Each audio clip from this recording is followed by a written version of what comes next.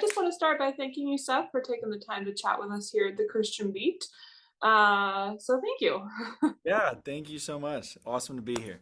Yeah, absolutely. So I do want to start with Counting My Blessings, which is both an EP track and the EP title for you. Yes. So I guess I just want to start with like when you first, what was your first interaction with that music?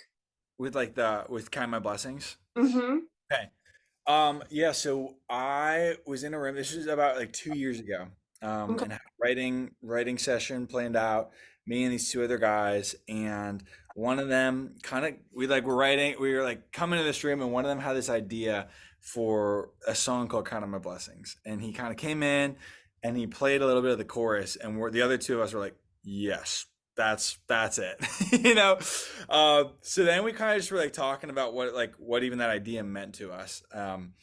And for all of us, it was really cool because all of us felt like we were in a similar place where the way we put it was that we were living in the answer to prayers we had prayed years ago. So like years ago, we had prayed for this thing to happen in our career or with our family or in our, our relationship with Jesus or things like that. And we were all like seeing it happen in our present day. And how easy it is to just move past that and always be thinking about the next dream, the next goal, the next whatever it might be. But actually just pause and like thank God and be like, gosh, like you're in this moment. Like I'm so good. There's so many things to be grateful for. And that's a great reminder because then I train myself to see that in high seasons and low seasons and hills and valleys, like I can see God's fingerprints in it. So we kind of just then wrote the rest of the song from that place. And it all kind of just flowed from there. That's awesome. So I'm curious how the track then, over the course of those 2 years, has maybe not changed meaning for you, but kind of transformed as like you've lived more life, you've Yeah. heard impact stories and things like that. Yeah. I mean, like it's crazy because I feel like every new month it feels like the song means more to me, which is so funny because it's like it is a song that's 2 years old. So like, by the time everyone's hearing it for the first time, I've heard it like 500 times. Um, and but I feel like, and so there's like a moment where I was kind of like, oh my gosh, like, is it like, are people even gonna still like it? Because at that point I was getting tired of it. And then all of a sudden it comes out and I'm hearing all these stories and these testimonies and I'm like, wait, this is actually crazy. And then with just things happening in my life, like I got married last September, so that was like a big thing. And all of a sudden, like, wow, like yeah, so many blessings. And then seeing what the song has done and where it's gone, I'm like, wow, it's such a blessing. I remember when Matt Mars featured on a version of it, and I grew up loving his music. And so when I first heard his version, they sent like the demo of it or whatever, and I was like, oh my gosh, Matt Mars! Like I just started crying. I'm like, hearing Matt Mars singing a song about gratitude. And I'm like, I'm so grateful because like this is just crazy. I feel like every new month there's something new that's happening in my life that I'm like, oh my gosh, I'm so grateful. And I'll just find myself like singing it and just like getting choked up because I'm like, this is just really real right now, which is just super cool. Oh, absolutely. And I'm curious why or how you feel that along with the other tracks on the EP kind of like pull together and form a cohesive project for you. Yeah. Yeah. I feel like so it is funny because I feel like just it was written from that season of my life. All those songs were written like about 2 years ago or so. So I feel like I've grown so much since then, just in life and even as a songwriter. But in terms of like just like what was happening in that time, I'm like I feel like so much of it was me discovering a brand new world of um, music and writing with other people and the whole Nashville scene. I'm in Columbus, Ohio. I still work here. I work for a ministry here. So like all of it was just brand new to me and just coming into a scene. And at that point, when I was writing those songs, I wasn't signed with a label. I was just kind of like, showcasing the labels and having lots of meetings and kind of unsure if this thing was even going to happen or not or how it would happen. But even in that process of really trying to just keep my eyes fixed on the Lord and Him being the only one who satisfies. And I feel like that's kind of a theme that's interwoven within the five songs is just like about Him being like the focus and Him being the priority and like kind of like Him just being like the main thing that matters. That at the end of the day, if all I had if I didn't have a label deal but I did have God, I still have everything, and I feel like this that idea is kind of interwoven between the songs, whether it's, just talking about his love and his love being like, I've never known a love like this, or whether it's, just like, hey, you love me still, even when I mess up, like nothing can separate me from you. Like that, just that idea, as long as you stay, like as long as you're in this, I'm gonna be okay. Like I feel like it's just kind of interwoven within it.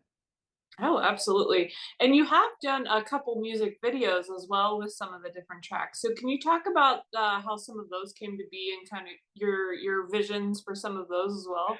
What's so funny is I don't love music videos. Okay. Okay. I feel like a lot of times there, like I feel like there's some I've seen, and I'd have to think more carefully to think about what they are. But I remember seeing different music videos and being like, oh, that's like super creative. Like I feel like that tells a story. Like that's fun. That's whatever. I feel like most music videos are just kind of like someone just singing generically, and it's like, oh, that's whatever. So we were doing a content day for Counting My Blessings, filming all this stuff, and they were like, "Hey, like let's just for content, like let's just film this and we'll like release it and it won't be the music video, it'll be a performance video and it's you like performing like singing the song kind of thing." And I was like, "Okay, like that's cool." Um so it came out and I was like, I'm like again, it's literally just me singing. I'm like, there's nothing special about this. It's not cool, it's not creative, it's just me singing. But then I thought we were actually gonna end up filming like like an actual music video, like putting together and storyboarding and all that kind of stuff. And the performance video ended up like just going crazy. And I mean, it got at this point it's at like a couple million, I think. Um, and so then they just kind of ended up deciding to do the same thing for the other four. And I was like, okay, like I don't hate it, but I don't love it. But people like it's clearly like people are watching it. I would definitely love like in the next iteration of songs, like I would love to throw in some more creativity to to making an actual like music video and making it like fun or making it moving depending on kind of the song. But yeah, that's kind of how it all came to be. I was not expecting it to be like a music video type thing, and then it ended up being that way. And it's like, all right, they needed something, time limit, let's just go for it. Oh, that's funny. That's funny. So what? So if you could pick from the tracks that either are out or kind of like what you're working on now, like where do you feel that your writing, your emoting, your messaging is coming from at this point?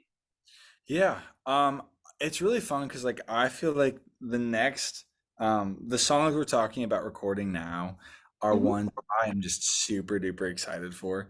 I was excited for the other ones too, for sure.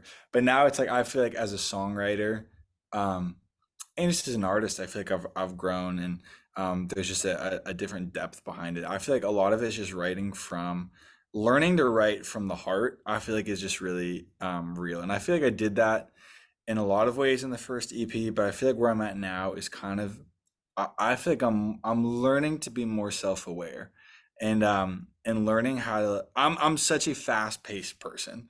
I am like always go go go, thinking of the next thing, thinking of the next dream. So I think one of the challenges for me in songwriting is sometimes it feels sometimes I'm throwing an idea because it's a cool idea and it can work. But what I feel like I'm learning in the 2 years from now since like the last time I like these other songs that I've written, I feel like I'm learning a little bit how to slow down.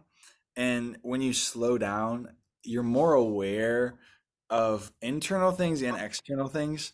You're kind of more aware of your own heart and your own feelings and your own perspective, and then you're also more aware of the beauty of the world or what's happening around you. And I feel like songwriting from that place is more meaningful because it's not just writing from a cool idea that you can like still connect with, but it's like writing from something you deeply connect with and then figuring out how to turn it into a cool idea kind of thing.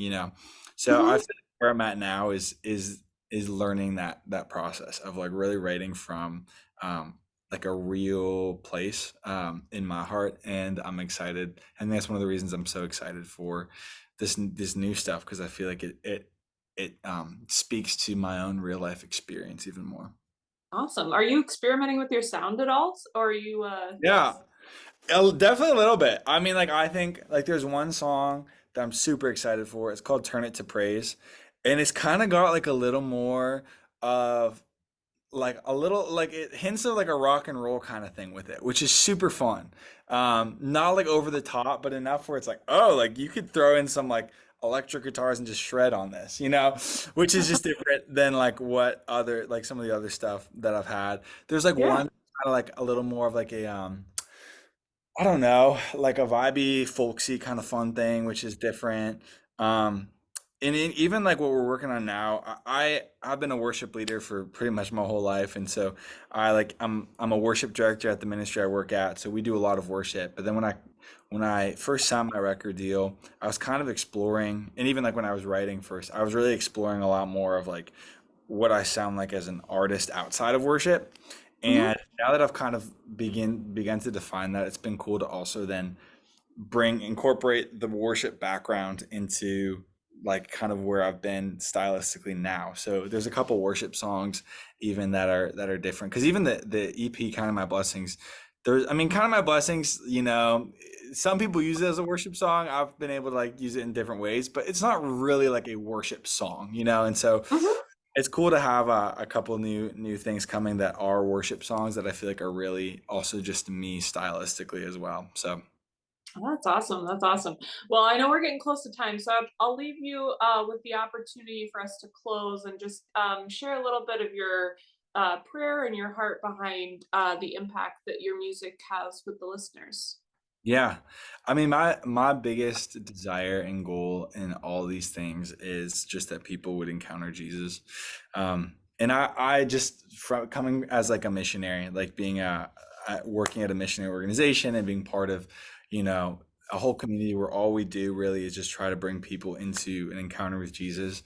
That's really been the driving force behind my music. And so it's like everything I do and my heart behind it and what I hope people take from it is just like a deeper knowledge of the love of God, and not just like a head knowledge, but like an experiential knowledge, where like they get to experience the love of God and as a result want to spend more time with him, want to be with him, want to like live for him. And so that's my biggest desire in my music. And if that's happening, then I feel like it's successful.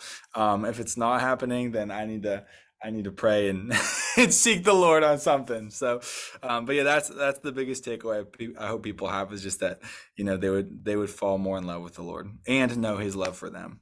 That's awesome. Well, thank you again, Seth, for taking the time. I've really enjoyed getting to hear more of you behind the music. Yeah, thanks so much for you taking the time. It's been a pleasure and really grateful for it.